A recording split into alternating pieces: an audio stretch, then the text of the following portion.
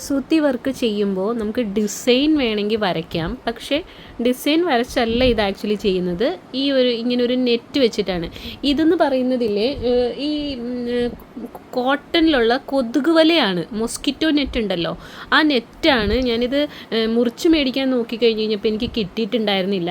So ഞാൻ എന്ത് ചെയ്തു എന്ന് വെച്ച് കഴിഞ്ഞാൽ ഒരു സിംഗിൾ ബെഡിന് വേണ്ട ഒരു മൊസ്കിറ്റോ നമുക്ക് തയ്ച്ച് പ്രോപ്പറായിട്ടുള്ളത് കിട്ടുമല്ലോ, അത് മേടിച്ചിട്ട് ഞാനത് സ്റ്റിച്ച് ചെയ്തൊക്കെ അഴിച്ചു മാറ്റി ഞാനിങ്ങനെ പീസാക്കി വെച്ചിരിക്കുന്നതാണ് കേട്ടോ.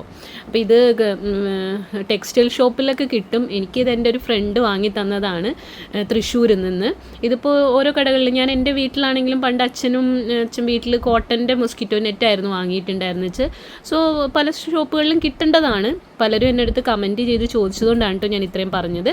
അപ്പോൾ നമുക്ക് ചെയ്ത് തുടങ്ങാം. ഡിസൈൻ ഞാൻ സൈഡിൽ തന്നെ ഡിസൈൻ കാണിക്കുന്നുണ്ട്, എങ്ങനെയാണ് എന്ത് ഡിസൈനാണ് ഞാൻ ചെയ്യാൻ പോകുന്നത്. അപ്പോൾ ഇതിന് വേണ്ടിയിട്ട് ഇതെന്ന് വെച്ച് കഴിഞ്ഞാൽ നമുക്ക് ഈ ഡിസൈൻ എന്ന് പറയുന്നത് 4 റിപ്പീറ്റ് ചെയ്ത് പോയിരിക്കുകയാണ്. 4 ഡിസൈൻസ് ഇങ്ങനെ റിപ്പീറ്റ് ചെയ്ത് പോയിരിക്കുകയാണ്. സോ ഒരു ഡിസൈൻ എങ്ങനെയാണ് ചെയ്യുന്നതെന്ന് കാണാം. സോ ഇത് സെൻറ്ററിൽ നിന്നാണ് കേട്ടോ ഞാൻ തുടങ്ങുന്നത്. നമുക്ക് എവിടെ നിന്ന് വേണമെങ്കിലും തുടങ്ങാം. ഞാൻ സെൻറ്ററിൽ നിന്ന് ചെയ്ത് അതങ്ങ് കംപ്ലീറ്റ് ചെയ്തു, പിന്നെ തിരിച്ചിവിടെ വന്നിട്ട് അടുത്ത ഡിസൈൻ കംപ്ലീറ്റ് ചെയ്തു. അങ്ങനെയാണ് ചെയ്യാൻ ഉദ്ദേശിക്കുന്നത്. അപ്പം ഞാനിത് താഴെ നിന്ന് കുത്തിയെടുക്കുന്നുണ്ട്. ഇനി ഇത് നോക്കുക, ഇത് ഞാൻ ഇതിൻ്റെ 1, 2, 3ാമത്തെ കള്ളിയിലാണ് തിരിച്ചു കുത്തുന്നത്. ഈ രീതിയിലുള്ളൊരു ലെങ്ത്താണ്. നമുക്ക് ഈ ഒരു നെറ്റ് യൂസ് ചെയ്യുന്നത് തന്നെ നമുക്ക് ആ ഒരു മെഷർമെൻറ്റ് കറക്റ്റായിട്ട് കിട്ടാൻ വേണ്ടിയിട്ടാണ്. സോ ഒന്നിടവിട്ട് ഒരു ഹോള് വിട്ട് അടുത്ത ഹോളിലായിട്ട് കുത്തുന്ന രീതിയിലാണ് ഞാൻ ഓരോ സ്റ്റിച്ചും ചെയ്യാൻ ഉദ്ദേശിക്കുന്നത്.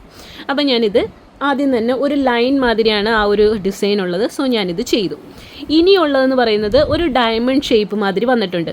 ഇങ്ങനെ ക്ലോസ്ഡ് ആയിട്ടുള്ള ഷേപ്പുകൾ ചെയ്യുമ്പോൾ നോക്കുക, ഞാനിപ്പോൾ ഇതിൻ്റെ ഒരു സൈഡ് ചെയ്ത് അടുത്ത മുകളിലോട്ട് പോവാണ്. ഇപ്പോൾ ഡയഗണൽ വൈസ് ആണെങ്കിലും ഒരു ഹോള് വിട്ട് അടുത്ത ഹോളിൽ കുത്തിയെടുക്കുകയാണ്.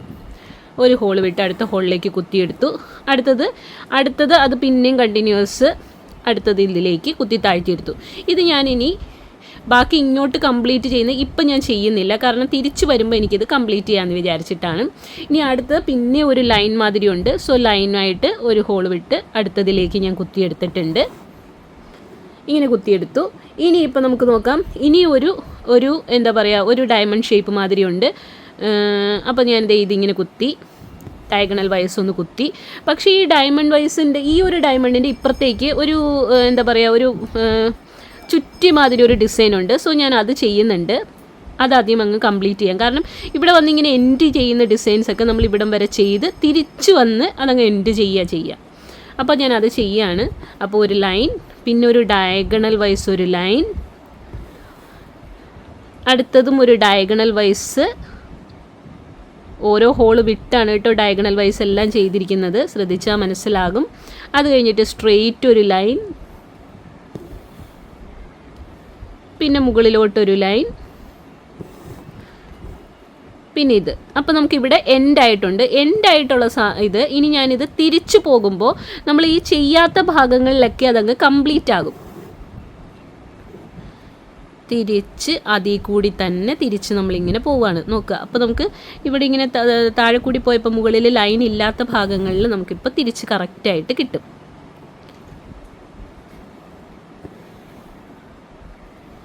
അപ്പോൾ ആ ഒരു ഭാഗത്ത് ഇങ്ങനെ നീണ്ടു നിന്നേച്ച് ആ ഒരു ഡിസൈൻ തീർന്ന് നമ്മൾ തിരിച്ച് ആ ഡയമണ്ട് ഷേപ്പിൻ്റെ ഭാഗത്തേക്ക് വന്നു. ഡയമണ്ട് ഷേപ്പിൻ്റെ തുടങ്ങിയ ഭാഗത്തേക്ക് വന്നു. ഇനി ആ ഡയമണ്ട് ഷേപ്പിൻ്റെ മുകളിലോട്ടുള്ള ആ ഒരു ഇതെടുത്തു. ഓക്കെ, ഇങ്ങനെ ചെയ്തിട്ടുണ്ട്. പക്ഷേ ഇതിൻ്റെ മുകളിൽ ഒരു ലൈൻ മാതിരി ഒരു ഡിസൈൻ കിടപ്പുണ്ട്. അതിങ്ങനെ കുത്തി പിന്നെ അവിടെ തന്നെ കുത്തി പൊക്കിയെടുക്കുകയാണ്. കാരണം അത് കംപ്ലീറ്റ് ആയി, അവിടം വരേ ഉള്ളൂ. സോ അത് ചെയ്തു. ഇനി അടുത്തത് ഡയഗണൽ വൈസിൻ്റെ ഇപ്പുറത്തെ വശത്തേക്ക് പോവുകയാണ്.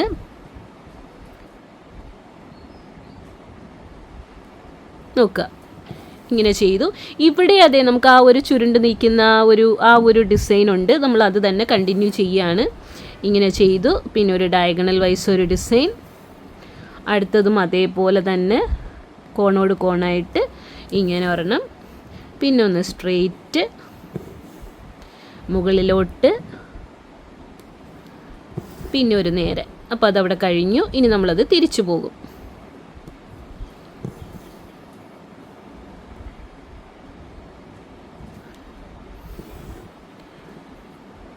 തിരിച്ച് ആ ഓരോന്നും കുത്തിയെടുത്ത് തന്നെ കുത്തിയെടുത്തിട്ട് നമ്മളത് തിരിച്ചു പോവുകയാണ് ചെയ്യുന്നത്.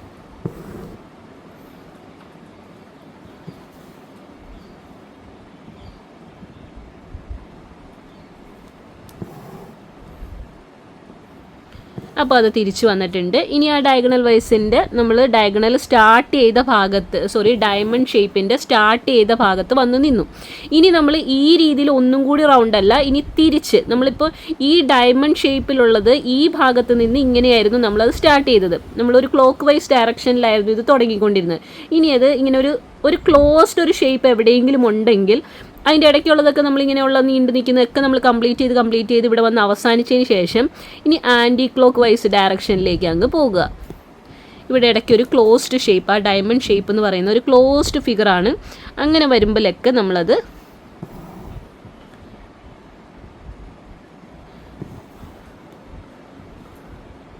അത് കഴിഞ്ഞപ്പോൾ തുടങ്ങിയ ഭാഗത്ത് തന്നെ വന്നു. ഇനി നമ്മൾ തിരിച്ച് പോവുകയാണ്. മുകളിലോട്ട് പോയിക്കൊണ്ടിരുന്ന വെച്ചാൽ ഒരു ഡിസൈൻ മുകളിൽ ചെയ്യേണ്ടതൊക്കെ തീർത്ത് താഴോട്ട് വരികയാണ്. താഴോട്ട് വരുമ്പോൾ നോക്കുക, ഇവിടെ ഒരു ഡയമണ്ട് ഷേപ്പ് ഉണ്ട്. നമ്മളതിൻ്റെ ഒരു സൈഡ് ചെയ്തിട്ടാണ് നമ്മൾ മുകളിലോട്ട് പോയത്. അപ്പോൾ ഇനി അടുത്ത സൈഡ് നമ്മൾ ചെയ്യാൻ പോവുകയാണ്.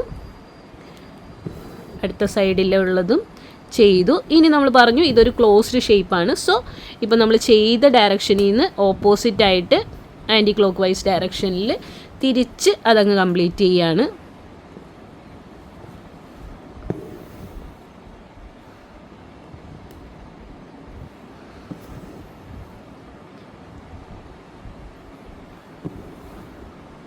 നോക്കുക, ആ ഒരു ഷേപ്പ് നമുക്ക് കംപ്ലീറ്റ് ആയിട്ടുണ്ട്. ഇനി അത് എവിടെയാണോ നമ്മൾ സ്റ്റാർട്ട് ചെയ്തത് കുത്തിപ്പൊക്കി എടുത്തത് അവിടെ തന്നെ വീണ്ടും സെയിം എടുത്ത് തന്നെ കുത്തുക കേട്ടോ, ഒട്ടും ഗ്യാപ്പ് വരാണ്ട് അവിടെ തന്നെ കുത്തിപ്പൊക്കി എടുത്തു. നോക്കുക, അപ്പോൾ ഒരു ഡിസൈൻ കംപ്ലീറ്റ് ചെയ്തല്ലോ. ഇനി ഇതേപോലെ തന്നെയാണ് ഈ 4 വശത്ത് ഞാൻ ചെയ്യാൻ പോകുന്നത്. ഒന്ന് ഞാൻ കുറച്ച് സ്പീഡിൽ അടുത്തൊരു വശം കൂടി ഒന്ന് കാണിക്കുന്നുണ്ട്. ഇതിൻ്റെ ബാക്ക് വശം നിങ്ങളൊന്ന് കണ്ടുകൊള്ളുക. നോക്കുക, ഫ്രണ്ടും ബാക്കും ഒരേപോലെ തന്നെയാണ് ഇതിൻ്റെ വരിക. കെട്ടിട്ടേക്കണ ഒരു ഡിഫറൻസ് വെച്ചിട്ടാണ് നമുക്കിത് ബാക്കാണോ ഫ്രണ്ടാണോ എന്ന് മനസ്സിലാവുക. സോ ഇത് ഞാൻ അടുത്തും കൂടി ചെയ്യുന്നത് കാണിക്കാം.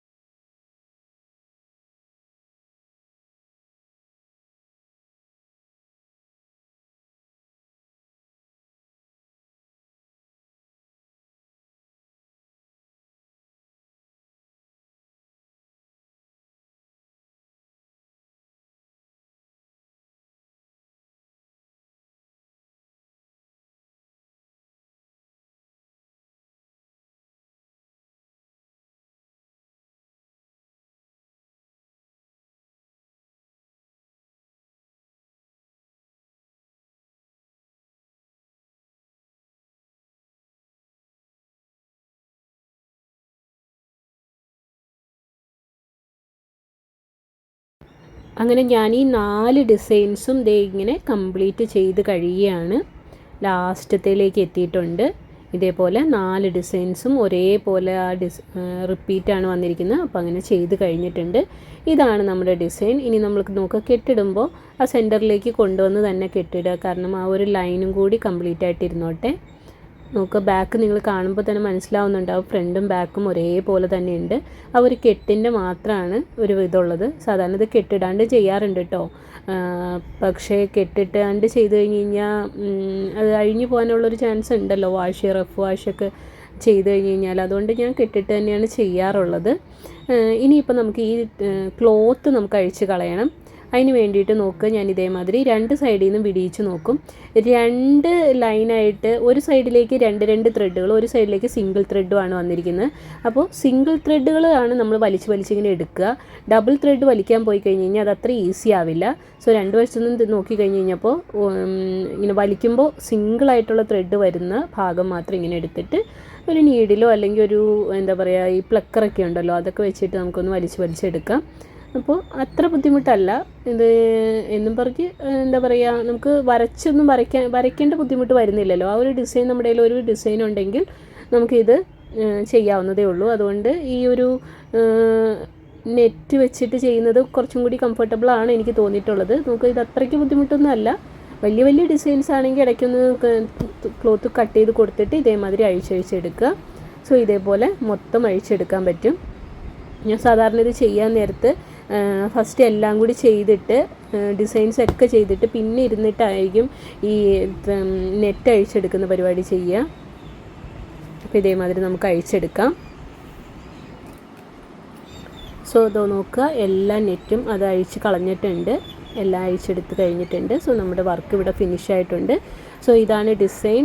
സൈഡിൽ ഡിസൈൻ വെച്ചിരിക്കുന്നത് നോക്കുക, സെയിം ആയിട്ടാണ് നമുക്ക് കിട്ടിയിരിക്കുന്നത്. സോ ഇതാണ് ഇന്നത്തെ ഡിസൈൻ. നിങ്ങൾക്ക് ഇഷ്ടമായെങ്കിൽ ലൈക്ക് ചെയ്യുക, ഷെയർ ചെയ്യുക. സബ്സ്ക്രൈബ് ചെയ്യാതെ വീഡിയോ കാണുന്നവരുണ്ടെങ്കിൽ ഒന്ന് സബ്സ്ക്രൈബ് ചെയ്ത് സപ്പോർട്ട് ചെയ്യുക. സോ അടുത്ത വീഡിയോയിൽ വീണ്ടും കാണാം. അതുവരെ thank you so much for watching.